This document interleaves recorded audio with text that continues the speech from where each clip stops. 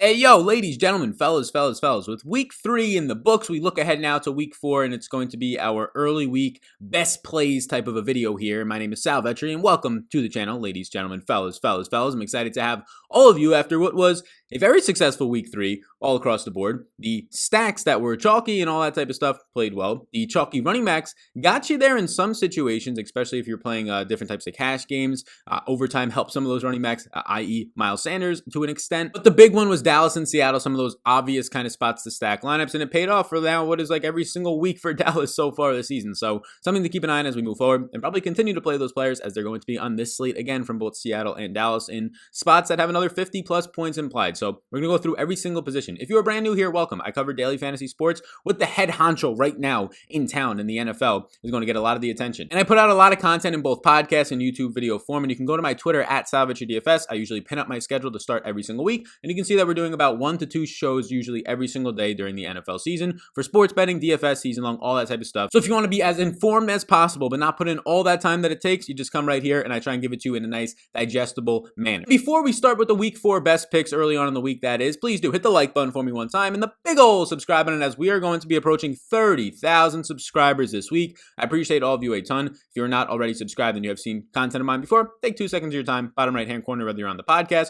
or the YouTube channel, you'll find the YouTube channel subscribe button in that bottom right hand corner. So thank you so much in advance, and this video is going to be sponsored by SuperDraft. What SuperDraft is a multiplier format. So you're familiar with DraftKings and FanDuel and all these other sites that have salary caps. This is a multiplier format. So you just multiply somebody's projections. So Russell Wilson, if he has a 1x multiplier, you multiply his points by 1x. If you're going to have somebody, let's say like Joe Burrow with a 1.3x multiplier for an example, he gets an extra 30% bump to his points. So that's the whole point of the game here, a game theory. It's going to be very projection heavy, but also you're going to be getting ownership still in there. So a lot of people, I got a screenshot of somebody taking down the week 3 contest, winning like $2,000, one of the smaller contests in there. They have a $15,000 to first contest every week. If you use the promo code SAL, S-A-L, you will get a 50% deposit match all the way up to $1,000. They'll give it to you in a slow drip format, which pretty much cancels out the rake. But I had another guy DM me and say, yo, this contest for the Sunday Night Football slate is only filling at 50%. The contest only filled at 50%. If you max it out, you literally have like a 5 to 10% chance of just winning based on the pure entries that you have. And obviously, if you're maxing it out, you probably are better than most people in that are playing like 1 or 2 lineups. So be sure to check out SuperDraft. Link down below. The contests aren't filling, nowhere near close, especially if you're playing like some of the showdown slates. So promo code SAL, S-A-L, gets you that 50% deposit match up to $1,000 Rooskies. Let's get into this bad boy. Let's get into it right now. We're going to start with the quarterback position, and all the studs are on the slate as it appears right now. You can start it all the way up top. These are my early interests to start the week. My final interests, my projections, my closing thoughts, podcast, my rankings, all that stuff will be on Patreon as the week goes on. That schedule is also up on Twitter, so you can check out my Patreon link down below. Tons of stuff going to be involved in there. If you want even more tools and projections and rankings and all that type of stuff that will help you have a better chance, being more informed, and having a better chance to win. So Russell Wilson, 7,800, continues to be a monster. Right now, him and Josh Allen are going toe-to-toe for MVP. I think it's Russell Wilson by a decent amount, especially just the way that he's winning these games right now against some tough opponents so far, like the Patriots and the Cowboys from the last couple of weeks. The defense is going to have to get a little bit better for them to kind of withstand this heading into any type of playoffs down the stretch. But Miami ranks right now actually pretty close to top 10 in pressure rates, but they are dead last in coverage. So you have Russell Wilson, who's balling the hell out right now, who has clear options to be throwing the ball to with Tyler Lockett, the man that he's just going to throw so many targets, pepper him with targets. DK Metcalf, who's going to be getting all these bombs downfield, whether it's play action or Russ taking a 3-step drop and just giving him a one-on-one chance that he has converted a lot of them so far in his NFL career through a little over a season. And this game is opening up with a total of 54.5. So you're going to tell me that the Seahawks are going to come in with another 30-plus point total. Chris Carson, who got hurt in that last game, might actually be out. Yes, Carlos Hyde models out pretty closely to Chris Carson. I'm sure if Carson was to miss, they'd feel fine giving Carlos Hyde, the rookie DJ Dallas, and some of Travis Homer to an extent, 20-plus touches, 30 touches on the ground. But if indeed they go through the week 1 format where against Atlanta, even when they were up big in the second half, they went and started throwing the ball even more with Russell Wilson, well, then there's no reason not to like Russ. The price point is expensive at $7,800, but I will be having Seattle stacks. I will be having stacks with Lockett. I will be having stacks with Metcalf. Greg Olsen did get involved. He did have a pretty decent game. I'm not sure if I'll be putting him right now in my overall groups, but we'll know later in the week. But yes, I do think Russell Wilson's in play. Probably not going to go there in cash at the price point. I like to look for a little bit of a cheaper quarterback. There's a lot of $7,000 plus quarterbacks this week. There's like 6 of them because a lot of these guys, their mobility. This is what's happening. The last year to 2 years in DraftKings, they're starting to catch up on the mobile quarterbacks that have upside. We obviously saw this last year with Lamar. We saw it to an extent with Patrick Mahomes, who he didn't have as much mobility, just really popping off, but he had that little mobility added aspect. And now any quarterbacks that are going to be throwing like 35 plus times in a good offense that has good pass catching weapons with a nice total, and if they run the ball a little bit, they're probably going to be $7,000 on this slate. You see that with Patrick Mahomes at $7,400. I think Patrick Mahomes is a pretty decent play. I don't think New England's defense is as good as it was last year. Their secondary is pretty stout still, but they rank 11th in coverage, 9th in pressure right now. You're getting Patrick Mahomes to open up as about a 7-point favorite in a game that is a 50 plus point total. It's just the obvious stacking options, and he's relatively cheap. Normally, we're used to seeing Mahomes at like 78. $8,000, right? The Lamar Jackson price point this week. Russell Wilson's more expensive than him. I'm recording this on Monday before the Monday Night Football game, so if something crazy happens to Patrick Mahomes, if he gets hurt or something like that, or if he goes off and I don't mention something, just know that you can just kind of skip this part if anything crazy happens. But yes, Mahomes stacking options are fantastic. We'll see what happens with Sammy Watkins' concussion. Tyreek Hill, Kelsey, again, if any of these guys get injured, obviously it's because I'm recording it before that. Dak Prescott, you like to see what you're seeing right here, pretty much just getting 40 plus attempts per game at this point. He's back-to-back 400 plus yard games,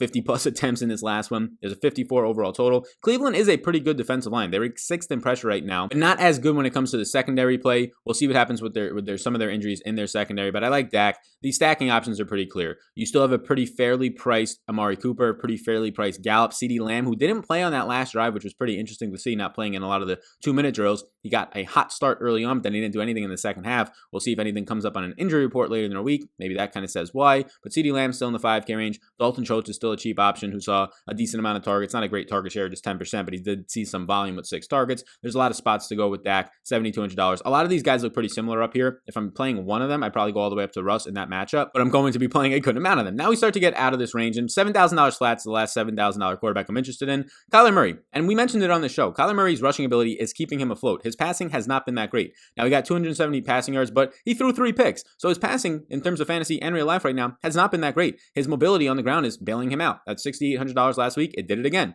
5 attempts, 29 yards, and he had a rushing touchdown, a very nice rushing touchdown as well. But what's going to be pretty important here is that Carolina ranks 30th in pressure rate. So the scrambles, everything, the design runs, if they go there, normally he's scrambling, not having design runs set up for him. That's going to be nice. It's a 51 point total. So they have implied for a pretty big spot here in terms of points after coming off of a loss against the Detroit Lions. They rank 29th in coverage. It's just a nice spot. Look, Kyler Murray at $7,000, he has to get you that mobility to pay off, but it's going to be pretty consistent at this point for him to be rushing 5 to 8 to 10 times, depending on what the game flow is going to be. We'll see if he gets Christian Kirk back. You saw Keyshawn Johnson step in for Christian Kirk from a snap standpoint. Andy Isabella did not really see a huge difference in his game. He obviously saw like production-wise, but like snaps-wise, he was still the wide receiver 4. He just found the end zone a couple times, 4 catches for over 40 yards. But yeah, right now, Kyler Murray at $7,000.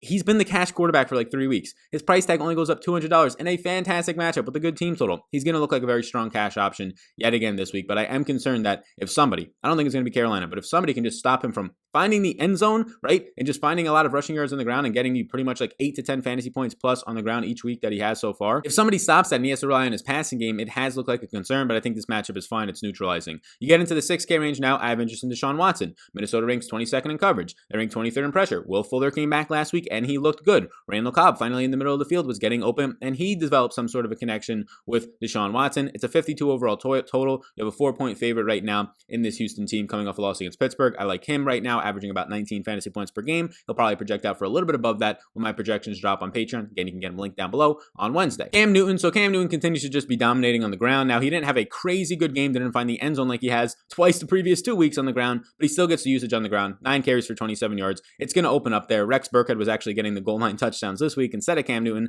I don't expect that to continue. He'll have a fine matchup against KC where it's going to be a 50 plus point total. And this is going to be a nice spot because they're going to be like 7-point underdogs. So Cam's probably going to have to throw 35 times. You're probably going to get a minimum of 5 to 6, probably 8 to 10 rushing attempts from Cam Newton. Yes, all the way up to that much. Against the Kansas City defense that right now, it hasn't been that great. 15th in pressure, pretty average. 25th in coverage, not great. You're going to have N'Keal Harry and Julian Edelman who are still seeing a lot of work. You just didn't get a lot of pass attempts out of Cam Newton in that last game. They were running the ball a lot with a bunch of different running backs. J.J. Taylor saw double-digit attempts. Rex Burkhead led the way in the backfield. Cam Newton himself saw another 9 carries. So they didn't have to throw a lot. I think in this game, they're going to have to throw a lot as they beat pretty handily the Las Vegas Raiders by about 2 scores in that last game and were leading the entire time. So Cam Newton, I think at $6,400 is too cheap. He'll probably be a very strong cash consideration with Kyler Murray, and with the cheaper price point, maybe you go there a little bit more because, you can get up at some other positions. And then some other quarterbacks to be talking about here, at least Lamar Jackson's $8,100. Obviously, we know how good Lamar is. They're going to be huge favorites here in this spot, 13-point favorites against Washington. There's a decent pressure rate and a decent secondary so far from Washington thus far. I just don't know how much you have to get up to Lamar at $8,100.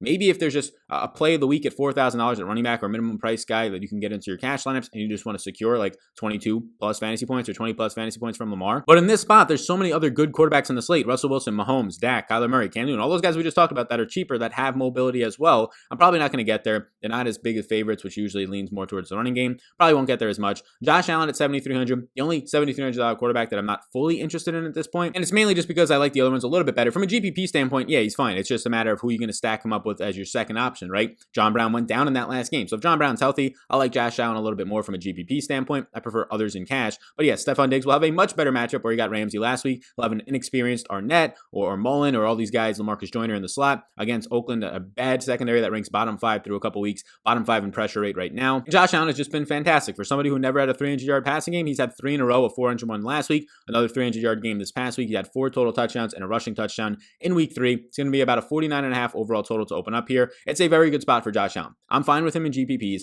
I like to game stack, so like a second passing option if there's not going to be any John Brown would have to be like Gabriel Davis, the rookie, who's been out there a lot, maybe a Cole Beasley, who did just hit the 100-yard mark, I believe, on 6 receptions. So there are options there. I'll probably warm up to him as the week goes on. I assume his ownership will be lower. He is expensive though, so we'll see if we end up getting there. Joe Burrow's throwing like 50-something times a game right now. It's pretty crazy. Expect about 40 pass attempts a game because his defense is bad, and the offensive line when it comes to the run blocking is putting them in a lot of second and longs and third and longs, which sets up a lot more passes here. He had 7.1 yards per attempt, which was very good. It's the league average, but very good compared to his 5.2 yards per attempt for the first 2 weeks. So that was good to see. He went for over 300 yards and had no interceptions, maybe developing a little bit of a rapport with the second round pick T. Higgins, who had a very nice game. We'll talk about him when we get to the receivers. With John Ross inactive here, he has not done anything on the ground since week 1, so that's something to keep an eye on because we like that mobility upside at 6,300. He's not cheap anymore, but keep an eye on that. And then some other names to call out earlier in the week. Matthew Stafford got Kenny Galladay back. Tougher spot against the New England secondary, but he's going to be in play. Gardner Minshew in a bounce back spot against Cincinnati will be in play. Drew Brees to an extent. I'm only interested in Drew Brees if Michael Thomas is back. I don't want to be stacking Drew Brees with Emmanuel Sanders and Traquan Smith or Alvin Kamara and Emmanuel Sanders. I just don't want to be doing it. Michael Thomas is back at a fair price point relative to where he's been for like the last year. If he's back and healthy, I'll get a little bit more Drew Brees and GPPs. No interest in cash. Jared Cook also got banged up, so that hurts kind of the upside of a Saints stack and stacking options if he was to miss. Justin Herbert, back-to-back weeks of 300 plus yards. He's been looking very good through 2 weeks. He keeps his options sustainable. Keenan Allen, Hunter Henry, Austin Eckler have looked good in these 2 weeks with him, so I do think he's in play. He was my 4th highest owned quarterback in stack. He was like 8% of my lineups in week 3 and ended up working out pretty well. $5,800, it's a fine spot against Tampa Bay. That's pretty much where I'm at. Ryan Fitzpatrick is somebody to look at against Seattle because their secondary has been so bad. They'll be playing from behind. He does have weapons out there that have been good. Devontae Parker getting healthier, Mike Gesicki in the middle of the field, and they also have Preston Williams and yada, yada, yada. So I think at $5,400, he's at least interesting to look at. Like I would not be shocked if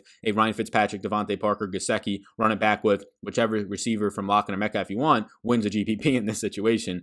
So let's go now over to the running backs. And as we head to the running backs, take a second of your time and hit the big old like and subscribe button. You can get all these sheets where there's a bunch of other stats as well. You can scroll through here and see a lot of stuff will be updated as the week goes on. Projections and rankings will be coming out middle of the week. Showdown stuff, all that type of stuff. 20 plus pages of game by game notes, my closing thoughts podcast, all linked down below on Patreon if you want to go support me. Patreon.com/Sal_Vetri_. Let's head into the running back position now. So early in the week at the running back position, there's some guys I like. Alvin Kamara is going to be at the top. He's fantastic. He's $8,000. These salaries came out before what he did last night because then they probably say, let's make this guy $8,500. What he did last night was insane. Now he gets a Detroit defense that has just been putrid. Just ask somebody who I think looks a lot like Alvin Kamara and Aaron Jones, who went absolutely ballistic against them week 2. And just in general, most teams have been beating this team up on the ground. He had over half of the New Orleans Saints passing yards, over half as a running back. He produced 13 receptions, 139 yards and 2 touchdowns on 14 targets. He totaled 197 yards in week 3 against the Packers. And now he gets a better matchup. Yes, the Packers are not great against the run, but he did a lot of that in the air because he only had 6 carries. But now he gets an even better matchup against Detroit. If Michael Thomas is back, I still like Alvin Kamara here. If Michael Thomas is out, you're going to get a number 1 wide receiver, maybe on the entire slate, and a number 1 running back, maybe on the entire slate in Kamara. He's going to be a strong option in cash. He'll be a strong option in GPPs. See what happens with Michael Thomas because that'll just increase the upside of Kamara. Austin Eckler, we saw what happened. They're going to be probably trailing in this one as well, or at least coming in as underdogs against Tampa Bay and Tom Brady. We saw what happens when he came in as an underdog last week. He ends up going off with 11 receptions. He ends up seeing a ton of targets. He catches all of them, all 11 for 100% catch rate, and he out-touches Joshua Kelly at 23-10 in a game script that says we have to pass more. He outsnaps him 53-26. This is good to see if you're an Eckler owner. It's good to see if you kind of stuck with him and didn't sell low on him. Herbert is a huge plus right now for Eckler, in my opinion. He had 143 total yards, and I do think they're going to be trailing again in this one.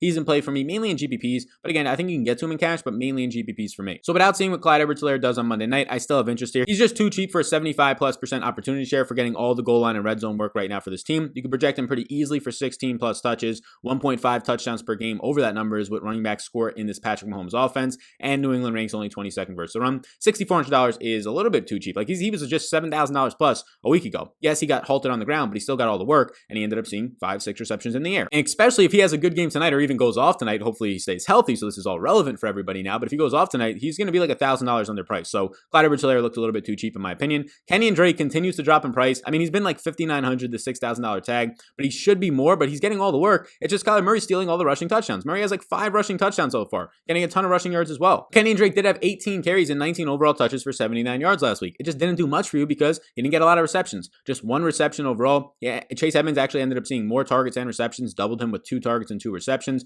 Murray stealing these rushing touchdowns, I don't think that's going to sustain all year, right? I keep saying, I don't think Murray's going to score 20 rushing touchdowns. Well, he's got 5 through 3 weeks, so something's got to change. And if it does, you're getting all the volume right now for Kenyon Drake, who's playing fine. He's just not finding the end zone because his quarterback's stealing it. $6,000 in this matchup against Carolina, still fine. Buy the dip. Mike Davis looked good. I was hesitant at $5,100. I had like 7% of Mike Davis at the end of the day in my 150s. I wish I got a little bit more, but it was still fine at the price point. Now he's $5,700. Price doesn't go up all that much for somebody who was the workhorse in this backfield. He played 39 of 41 snaps in the backfield. Now, Curtis Samuel as a wide receiver also saw some. Davis saw 68% of the design runs for this team, and he had a team leading 9 targets and 8 receptions. So if you're going to tell me that Mike Davis is going to go on there and be the goal line back, the red zone back, see like 12 carries on the ground, even if they're trailing, and then he's going to have the opportunity to, I'm not going to say see 9 targets every week, but see 5 or 6 targets, bring in 4 or 5 receptions. This is a really good spot in this matchup against Arizona at $5,700. He looked like the most involved player on this offense in week 3. He looked like somebody that Teddy Bridgewater really wanted to rely on, and he looked powerful. He looked like somebody who was breaking tackles. Mike Davis at $5,700 is definitely in play, and if you got him on your waivers, congrats to you. And then my final yes for right now is going to be David Johnson at $5,600. Just too cheap of a price point. Look, he bailed himself out because he found the end zone last week. But that's what's going to happen when you're on the field just so much. Nobody else did anything.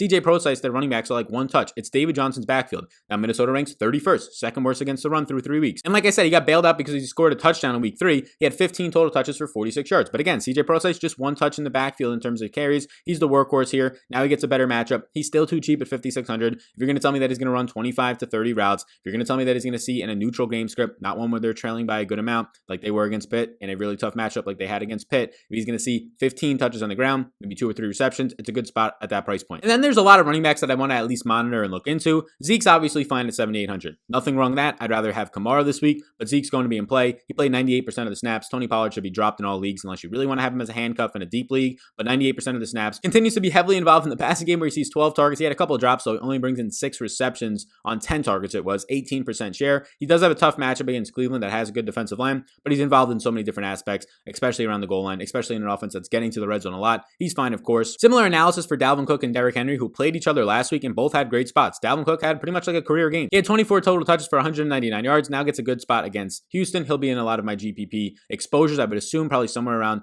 10 to 15% of my lineups, if indeed the projection that I have for him is going to pan out. Derrick Henry against Pitt, tougher spot now for him. He sees another week though of 25 plus touches, getting 28 total, 26 on the ground and 2 receptions, had 130 total yards and 2 touchdowns last week. You can expect 20 plus touches. It is just a tough matchup. If that keeps his ownership down, I'm usually below the field on Derrick Henry. I have been the last couple of weeks, but if the ownership is lower, there's probably a baseline in my projections where I'll be getting to him. Nick Chubb does seem like a game flow independent back. He had 19 carries and he had a good game. Goes over 100 yards, gets in the end zone, but Kareem Hunt had 16 carries, and Kareem Hunt was on the field a lot in the fourth quarter as they were trying to come back, and they ended up getting a pretty decent lead then on Washington, but that's concerning because he is not a 3-down back now at all. He's just an early down back. He's going to be very game flow dependent, and they're going to come into this one as underdogs against Dallas, which is a little bit of a hesitation for me. Jonathan Taylor was relatively chalky. I think I got 15%, which might have been below the field last week, but it didn't pan out all that much. He had a decent game, to be honest with you. Now, he has a top 5 run defense, which is a concern, but in a 36-7 win, they had 2 defensive scores against Sam Darnold, 2 pick sixes. So that limits the amount of offensive plays that they could ram. So you saw him see 13 carries for 59 yards and a touchdown. Got a little bit involved in the passing game, but these are fine stat lines. It's just now the price point is dropped because of a tougher matchup. I don't think they're going to get 2 pick sixes again as a defense, although their defense has been very good so far. Number 1 overall defense through 3 weeks. But Jonathan Taylor, I think, is fine. He might move to a yes later in the week. It is just a little bit of a concern in the matchup. This would be a nice spot to see if he's actually going to be game flow independent and sees a couple more targets if indeed they're not getting much going on the ground. James Robinson, he got priced up really quickly. It's deservingly so because he is the workhorse in a backfield. Now it's a really good match against Cincinnati. He ended up seeing in week 3 17 total touches for 129 yards and 2 touchdowns. He led the team in both carries and catches. 6 catches last week. He led the team in carries as well with, I believe, 11. Now he gets a bottom 10 Cincinnati run defense. The price point is kind of concerning, though, because he's $100 away from Jonathan Taylor. He's only a couple $100 away from Nick Chubb. And he's not that far off from guys like Dalvin Cook and Derrick Henry, like only $1,000 or $900 away. So Robinson is in play for me. I think the ownership will be low, but the price point is pretty steep pretty quickly. I'm not sure I need to get there just yet. Devin Singletary will be in play. The price point goes up $1,000. Just track Zach Moss. I don't know if I need to get here now. 17 total touches. Was really good to see him actually continue to see passes. 4 receptions, 5 targets, was a 16% share or close to it on 33 Josh Allen attempts. He averaged 5.5 yards per carry, continues his efficiency from his rookie year on 13 carries in a tough spot. Now he gets a better spot here against Vegas. I think he's in play. $5,900 is a nice price bump, but only if Zach Moss is going to remain out. Joe Mixon has been brutal. Doesn't crack 50 yards yet again. Offensive line has been brutal. Giovanni Bernard is staying in as a third down back. These are not things you want to see if you own him. And Gio was productive in the passing game on third down. 3 catches, 55 yards. His price point remains low. It goes down $100 again. Matchup against the Jags. $5,800. I'm not totally out on him yet, but it is very concerning at this point. I don't think you can sell him in your season-long leagues. You're going to sell him so low at this point. Anderson Jr. looked good on 20 carries for over 100 yards and a touchdown. He's at $5,800 in a sneaky, difficult spot against the Giants. I'd be selling high on him. I'm only interested if Cam Akers is out, and they're saying that Cam Akers might be returning this week. Carlos Hyde track because you had an injury to Chris Carson. And then there's some other guys down here. Track James White's status if he is in. Have some interest in him. If he is out, then Rex Burkhead gets a little bit of a bump. Myles Gaskin is somewhat in play for me. I don't know, though. 27 touches, 22 carries. He had 95 yards. This offensive line is not good. I don't think he's that good. He had 27 opportunities and he doesn't even crack 100 yards, right? He had 27 touches. He doesn't even crack 100 yards. So I don't know how good he actually is. I'm not expecting that again. And Seattle does have the number 1 run defense, and they did kind of stonewall to an extent. They had a big lead, 2-touchdown lead in the first and second half on Dallas, but they did stonewall Zeke to a good extent. And I will call out Antonio Gibson. It is a tough matchup against Baltimore. They will be big underdogs. His snap count went from 60+% in week 2 to only 40%, 39% to be exact in week 3. So that's a concern, but he did out-touch McKissick. The next closest back in touches, 12-8. I don't know if I really want Gibson here. $4,500, you'll probably get like 8 to 12 touches like you did last week. So it's at least worth pointing out, though, his snaps did go down, but maybe now they're going to be in a spot where they need a better pass catcher. You might see a little bit more Gibson. McKissick's a fine pass catcher, but it seems like he's being a little bit more involved when it comes from a usage standpoint to actually getting production. So now we move over to the wide receivers. There's a lot of them. I mean, we can talk about them. I'll scroll through some of them right now early in the week. A lot of them will be connected to my stacking options, like we'll talk about in my final thoughts video. But while we're here, hit the like button for me one time. Hit the big old subscribe button while you're here. And in the bottom right-hand corner, hit it. Hit the subscribe and notification bell. I appreciate that. Again, my schedule for all my content for the NFL season will be up on my Twitter. It's already up right now at DFS. You can check it out. Follow me over there. Especially there's some other stuff going out there as well. So getting over here right now, I have interest in both Seattle guys. I know that they're going to be huge favorites in this one, so that's a concern. But a 30-point total doesn't mean it's all coming on the ground, especially if Chris Carson is hurt. So Lockett's still affordable at $7,000. He's getting so many targets, 13 more last week after already averaging 8 per game to begin with. So he has 29 targets in 3 weeks. This guy's being heavily used and peppered with targets. And then DK gets the downfield targets. DK should have that big touchdown, got punched out. Still had a huge game last week. Still found the end zone towards the end of that game. So I like both of these guys. They'll be in my stacks. It's going to be a 30 implied team total. It's too good to pass up. Allen Robinson, we were saying on the show all week long last week, he's going to blow up. We said it the week before that, but it's very similar to what Mike Evans was doing through the first 2 weeks last week with Jameis Winston. Not getting the production numbers, but getting all the targets and getting all the air yards. You should have traded for this guy. You should have played him in DFS. That's what happened this week. And he got to switch to a quarterback that helped him in Nick Foles to get a little bit of a bump. But 10 receptions, 123 yards and a touchdown on 13 targets. The upgrade for Foles is going to help him a lot, in my opinion. We were calling the breakout. I think it continues. He's too cheap at $6,700.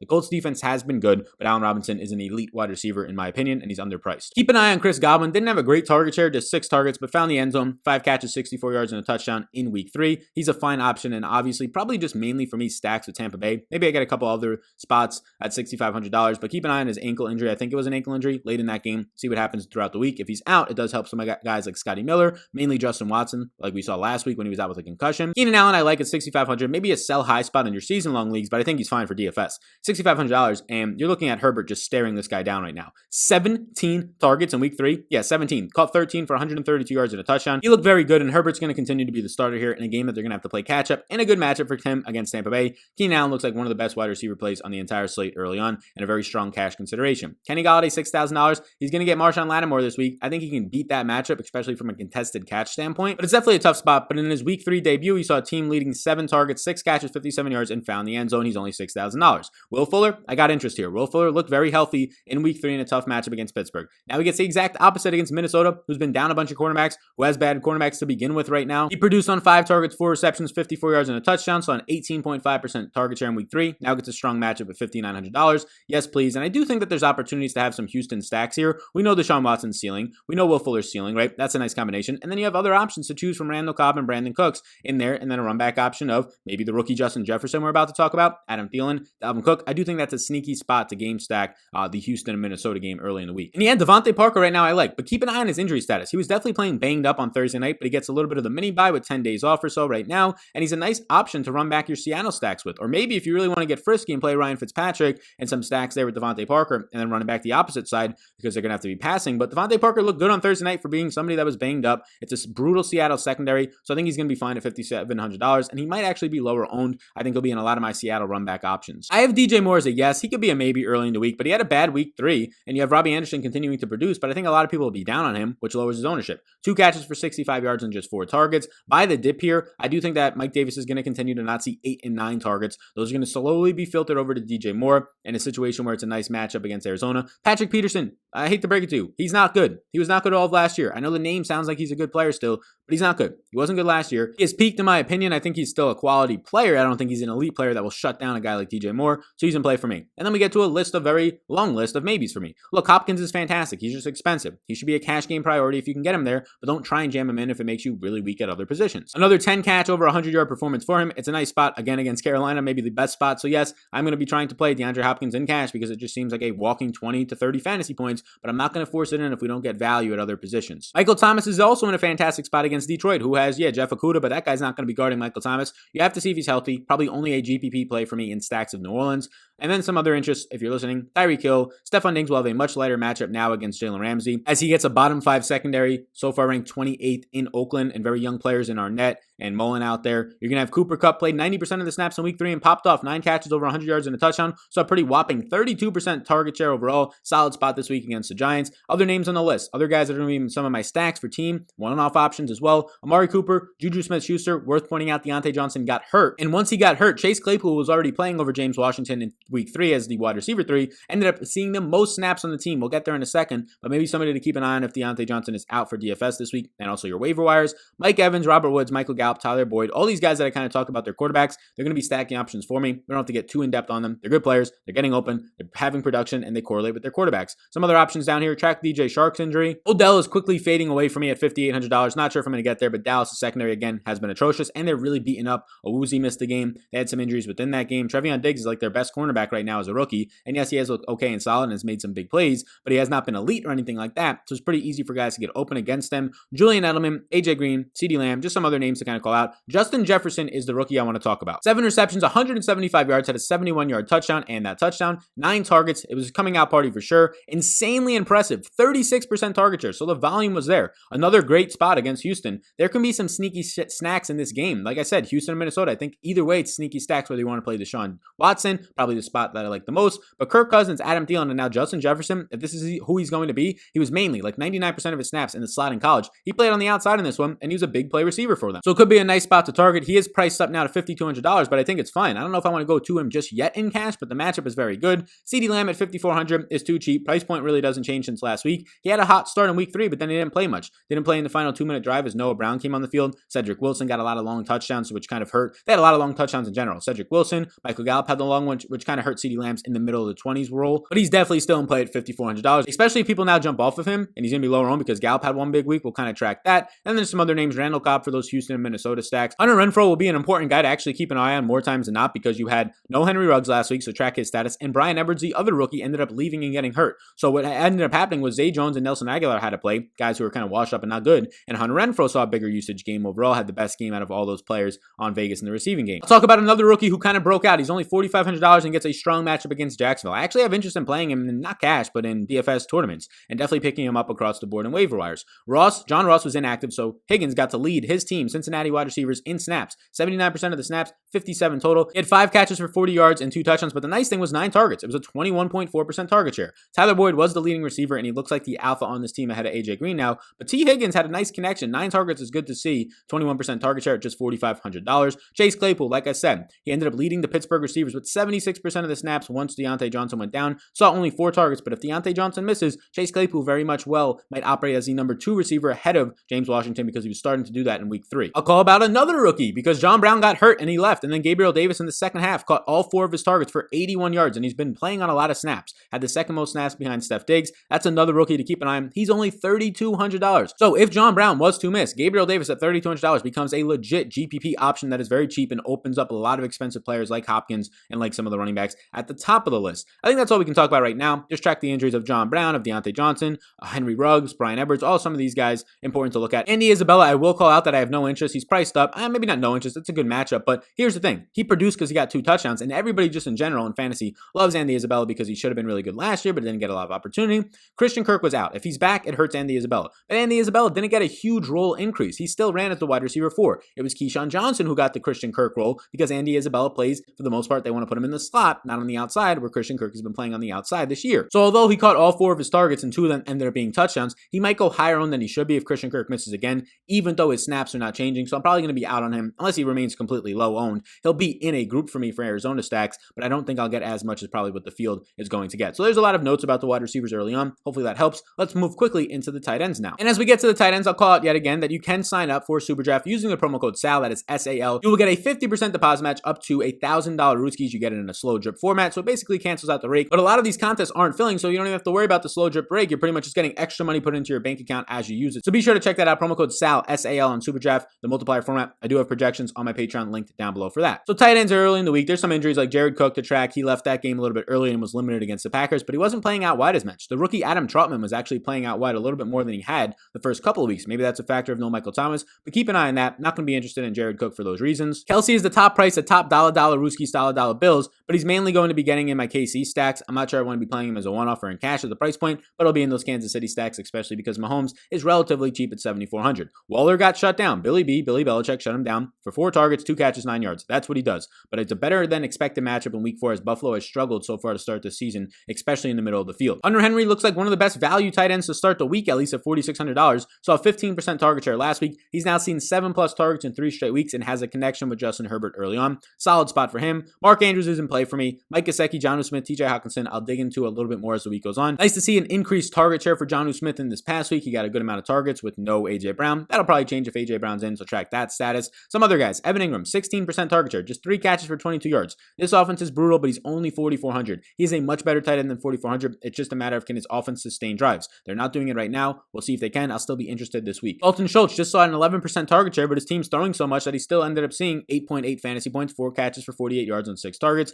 He's in play for me. Eric Ebron had a pretty big week, ended up leading the Steelers, I believe, in receptions. He was up there in yardage as well. Now gets Tennessee at $4,200. And here's some interesting tight ends that we should talk about. The first one being Jimmy Graham at just $3,800. Yeah, I'm going to be interested in Jimmy Graham. Nick Foles came in, and as long as Nick Foles is named the starter, he threw the ball 8 times in the second half to Jimmy Graham. 1 touchdown, a 2-point conversion. Jimmy Graham went for 4 catches, 47 yards, and 2 touchdowns on 9 total targets, but 8 of them came from Nick Foles in just the second half alone. He has a sneaky good matchup against the Colts, who the Colts defense right now overall is good, but they do surrender catches to running backs and tight ends, and they kind of play everything in front of them. So he'll be in play for me. Some other names that I'll call out: Logan Thomas, 3 straight weeks of 7+ targets. He's gone for 8, 9, and 7 targets now. The offense is bad, but they have a matchup against Baltimore that's going to shut down guys like Terry McLaurin, shut down guys like Steve Sims on the outside. They'll have to work the middle of the field. I expect another 6, 7+ target game for Logan Thomas. He's only $3,500. It is a tough matchup, but if he's going to get the volume, he's going to have to pay off at some point. And he had a decent week. He was in the 3K range last week as well. He ended up compiling 4 catches, so decent spot for him here because of the price point. I'll call out that I have no interest in Tyler Higbee. Didn't have any interest in him last week, even though he went off. Look, he saw 5 targets and caught 3 touchdowns in week 2.